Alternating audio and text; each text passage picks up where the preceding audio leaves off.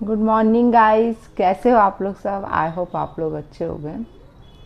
लेकिन आज थोड़ा सा मेरा मूड सही नहीं है गाइस। एक्चुअली बहुत सारी टेंशन है एज ए पेरेंट मुझे, और एज ए सिंगल पेरेंट बहुत ज़्यादा मुझे मतलब टेंशन्स होती हैं।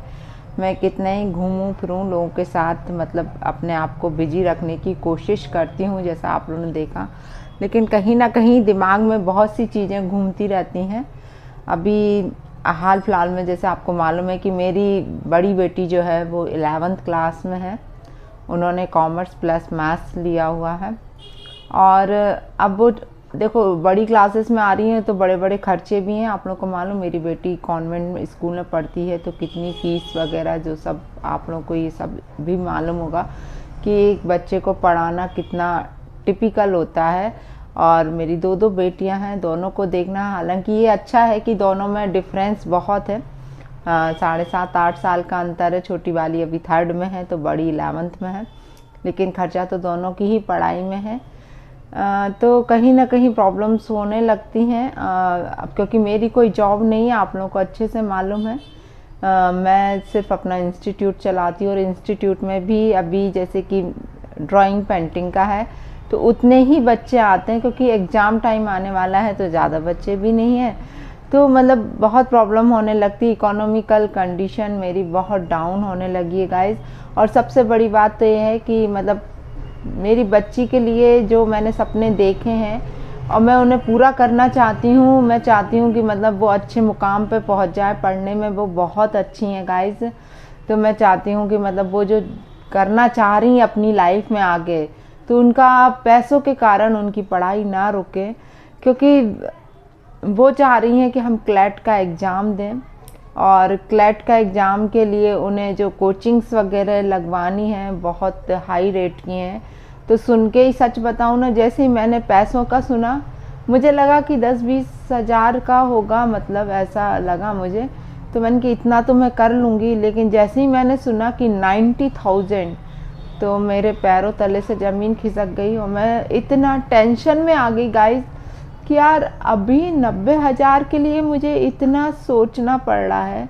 और इसके बाद यदि इनका सिलेक्शन हो गया और हायर एजुकेशन के लिए इन्हें बाहर जाना पड़ा, तो ये जैसे कॉरपोरेट का बोल रही हैं आगे मतलब पढ़ाई करने का, मुझे इतना नॉलेज नहीं है। जो ये बोलती हैं कि मैं उसमें एग्री हो जाती हूँ, क्योंकि बच्चों को आगे अपना करियर करना है, लेके जाना है। अब मुझे तो बस उनका साथ देना, उन्हें पढ़ाना है।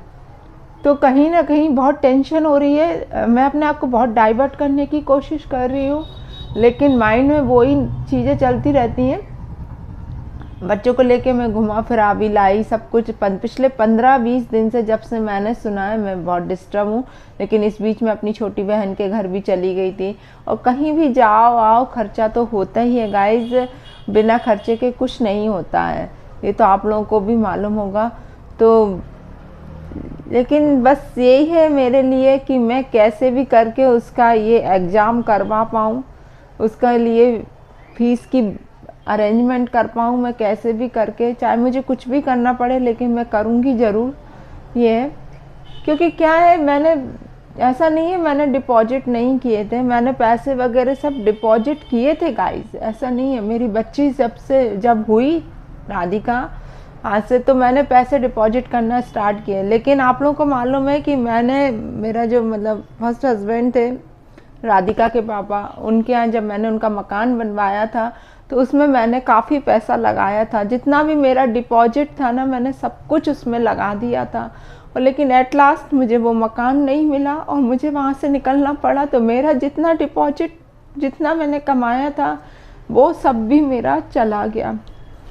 फिर मेरे पास कुछ गोल्ड इकट्ठा था, तो गोल्ड भी देखो, मैंने आप लोगों को बताया कि मेरा जब सेकंड मैरिज किया मेरे पेरेंट्स ने, तो मेरे साथ कितना बड़ा चीट हुआ। और वो आदमी मेरा पूरा गोल्ड उठा के ले गया। आज मेरे पास गोल्ड के नाम पे कुछ भी नहीं है गाइस, कुछ भी।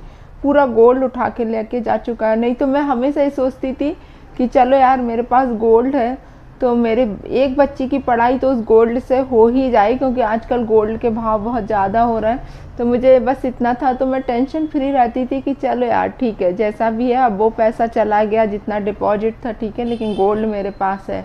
लेकिन मेरे साथ एक के बाद एक घटनाएं होती गई और आज मैं बिल्कुल खाली होकर बैठी हूँ कि रोज़ कुआं खोदती हूँ, रोज़ काम करती हूँ, ये सब हो चुका है। तो बहुत टेंशन हो रही है। और अभी मतलब मेरा तो यूट्यूब से भी कोई पैसा नहीं आया है गाइस। मैं मेहनत कंटिन्यूसली कर रही हूँ कि मतलब सिर्फ इसलिए कि मेरे बच्चों की पढ़ाई ना रुके, सिर्फ इसलिए मुझे मतलब मेरी बच्ची को आगे लेके जाना है। इसलिए मैं आप सबसे सपोर्ट की कामना करती हूँ कि प्लीज़ मुझे सपोर्ट करो, लोगों तक मेरे वीडियोस को शेयर करो। ऐसा नहीं है कि मैं मेहनत नहीं कर रही हूँ, आप लोग खुद देख रहे हो डेली मेरा एक ब्लॉग जाता है। और दूसरा मेरा आर्ट का चैनल है, मैं उस पर भी मेहनत कर रही हूँ, लेकिन आर्ट का चैनल पर का डेली वीडियोस डालना पॉसिबल नहीं हो पाता है गाइस, क्योंकि उसको बनाने में एक आर्ट को बनाने में 3 से 4 दिन लग जाते हैं। तो कैसे मैं डेली के वीडियोस डाल सकती हूँ उस पर पॉसिबल नहीं हो पाता। लेकिन मैं कोशिश करती हूँ कि कैसे भी करके मैं उस पर भी कंटिन्यूसली बनी रहूँ। लेकिन मुझे खुद समझ नहीं आ रहा कि मेरे काम में कहाँ कमी है, क्या है। लोग इतना अप्रिशिएट करते हैं काम को, लेकिन मेरा काम लोगों तक नहीं पहुंच पा रहा है। उस चीज़ का मुझे बड़ा रंज है, कुछ समझ में नहीं आता कि मैं क्या करूं। बहुत टेंशन में रहती हूं। आप लोगों को लगता होगा मैडम हंसती रहती हैं इतना सब कुछ, लेकिन उसके पीछे भी बहुत कुछ चलता रहता है मेरे दिमाग में, क्योंकि मैं बच्चों को नहीं दिखाना चाहती कि मैं इतनी टेंशन में हूँ। ये और एज ए पेरेंट आप लोग भी समझ सकते हो कि कितनी टेंशन होती है बच्चों को लेके, उनके भविष्य को लेके। ये है और दिमाग में यही कहीं ना कहीं घूमता रहता है कि काश मेरा गोल्ड नहीं गया होता तो आज मुझे इतनी टेंशन नहीं होती।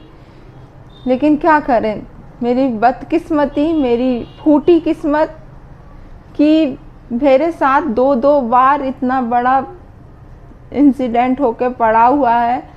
दो बार इतनी बड़ी घटना हुई मेरे साथ और मैं उनसे जैसे तैसे उबर के बाहर आई हूँ।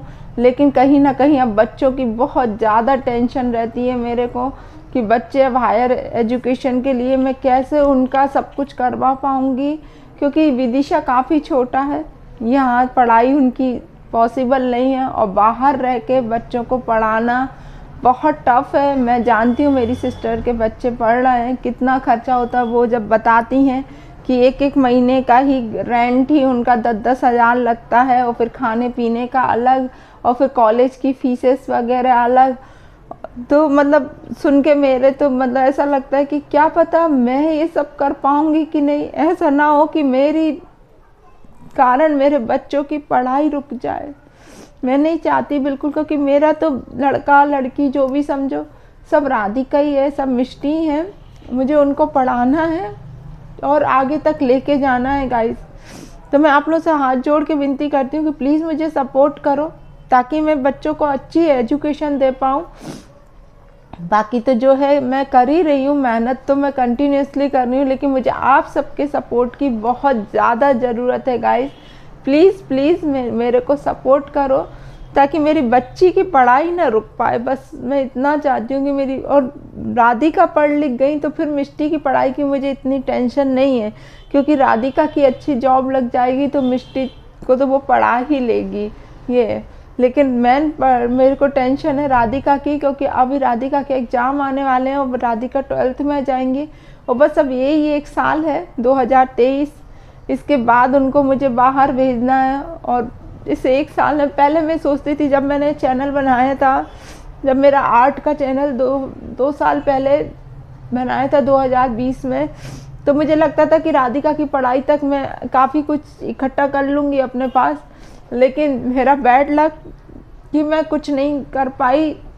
मैंने तो बहुत मेहनत की लेकिन मैं सक्सेस नहीं हो पाई, ये बोलना चाहिए।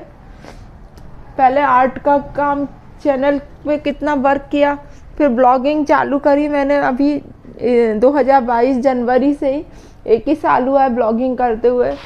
लेकिन मुझे लगा था कि ब्लॉगिंग में भी मुझे सक्सेस मिल जाएगी, क्योंकि मेरा जब पेंटिंग वायरल हुआ था ब्लड वाला तभी मैंने ब्लॉगिंग का चैनल बनाया था। तो मुझे लगा कि अब लोगों तक मेरी पहचान पहुंच चुकी है तो लोग मुझे पसंद करेंगे।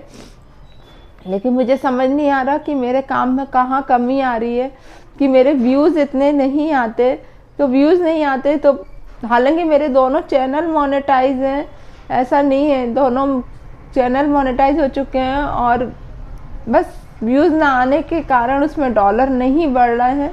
और मैं चाहती हूँ कि प्लीज़ आप लोग मुझे सपोर्ट करें ताकि मैं आगे मेरे बच्चों की पढ़ाई पे कोई इफ़ेक्ट ना पड़े। तो आप लोगों से हाथ जोड़ के विनती है गाइस, इस वीडियो को ज़्यादा से ज़्यादा लोगों तक शेयर करिएगा कि किसी बच्चे की पढ़ाई नहीं रुकना चाहिए। बस इतना मैं आप लोगों से रिक्वेस्ट करती हूँ। प्लीज़ गाइस सपोर्ट मी, हाथ जोड़ के मेरी विनती है आप लोगों से, प्लीज़ प्लीज़ सपोर्ट करिए आप लोग मेरे को।